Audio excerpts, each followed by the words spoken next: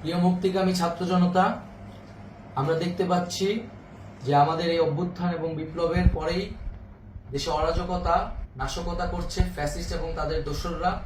আমরা দেখতে পাচ্ছি যে বিভিন্ন জায়গায় এখন গোলাগুলি চলছে, মন্দিরে হামলা হচ্ছে এবং নাশকতা ও লুটপাট করছে। আমরা মনে করি আমাদের যে ছাত্র নাগরিকদের অভ্যুত্থান তাকে নস্যাৎ করার জন্যই পরিকল্পিতভাবে এই ধরনের ঘটনা হচ্ছে।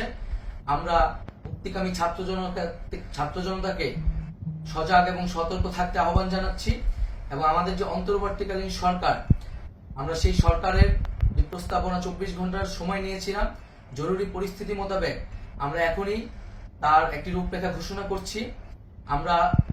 আমরা সিদ্ধান্ত নিয়েছি যে সর্বজন গ্রহণযোগ্য আন্তর্জাতিক খ্যাতিসম্পন্ন নোবেল পুরস্কার বিজয়ী ডক্টর মোহাম্মদ ইউনূসকে প্রধান উপদেষ্টা করে অন্তর্বর্তীকালীন সরকার গঠন করা হবে এবং ডক্টর মোহাম্মদ ইউনূসের সাথেও আমাদের কথা হয়েছে। তিনি ছাত্র জনতার আহ্বানে বাংলাদেশকে রক্ষা করতে এই গুরু দায়িত্ব নিতে সম্মত হয়েছে। আমরা সকালের মধ্যেই আমরা এই সরকার গঠনের প্রক্রিয়া দেখতে চাই। রাষ্ট্রপতির কাছে আহ্বান থাকবে যে দ্রুত সময়ের মধ্যে ডক্টর মোহাম্মদ ইউনূসকে প্রধান উপদেষ্টা করে অন্তর্বর্তীকালীন সরকার গঠন করা হোক এবং এই অন্তর্বর্তীকালীন সরকারের বাকি সদস্যদের নামও আমরা সকালের মধ্যে ঘোষণা করব।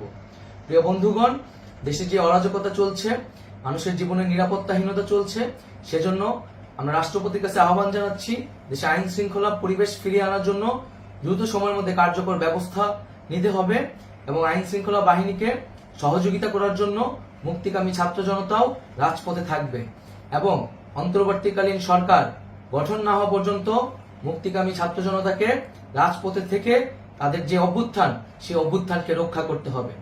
প্রিয় বন্ধুগণ, আমরা রক্ত দিয়েছি, শহীদ হয়েছি। আমাদের যে প্রতিশ্রুতি একটি নতুন বাংলাদেশ গঠন করার জন্য, সেটিকে আমাদের অবশ্যই বাস্তবায়ন করতে হবে এবং অবশ্যই ছাত্র জনতার প্রস্তাবিত সরকার বাদে কোনো ধরনের সরকার কিন্তু মেনে নেওয়া হবে না। আমরা বলেছি কোনো ধরনের সেনা শাসিত সরকার অথবা সেনা সমর্থিত সরকার অথবা এই ফ্যাসিস্টদের দোসরদের কোনো বি টিম সরকার কিন্তু আমরা মেনে নেব না। কোনো গণবিরোধী সরকারকে মেনে নেওয়া হবে না। ছাত্র জনতার অভ্যুত্থানকারী যে প্রস্তাবিত সরকার, অন্তর্বর্তীকালীন সরকার, যেটা আমরা সিদ্ধান্ত উপনীত হয়েছি ডক্টর মোহাম্মদ ইউনূসকে প্রধান উপদেষ্টা করে এই সরকার গঠন করা হবে, সেই সরকারকেই বাস্তবায়ন করতে হবে অবিলম্বে।